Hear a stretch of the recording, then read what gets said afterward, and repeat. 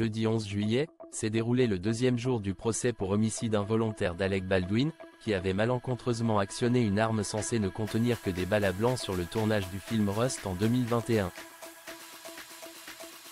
Une annonce, faite par l'un des avocats du comédien américain, pourrait bien chambouler l'enquête. Cette terrible affaire, qui a vu le jour il y a plus de 2 ans et demi, se poursuit. À l'automne 2021, Alec Baldwin ôtait accidentellement la vie à Alina Hutchins, directrice de la photographie, en marge du tournage du film Rust au Nouveau-Mexique. La chef opératrice de 42 ans trouvait la mort après que l'acteur eut tiré avec une arme qui aurait dû être chargée à blanc. Le réalisateur Joel Souza était également blessé.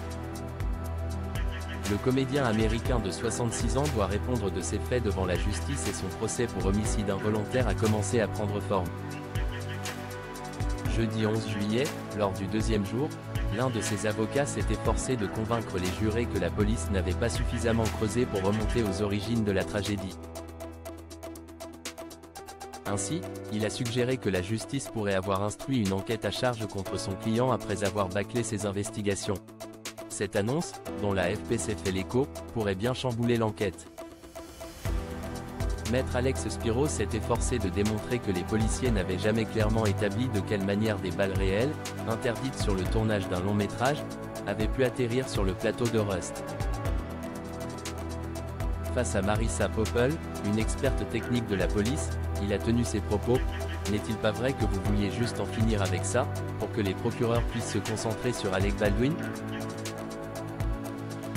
Elle a répondu par la négative, assurant que les policiers avaient méticuleusement ouvert chaque boîte de munitions présente sur les lieux du crime, ainsi que dans l'entreprise du fournisseur d'armes.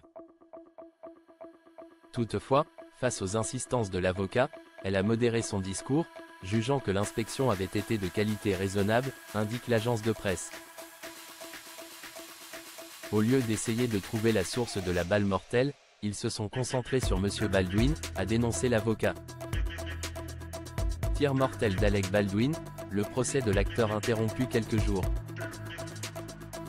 Début 2024, le shérif de Santa Fe a reçu un lot de balles de la part d'un ex-policier qui affirmait que les munitions correspondaient à la balle qui a tué Alina Hutchins.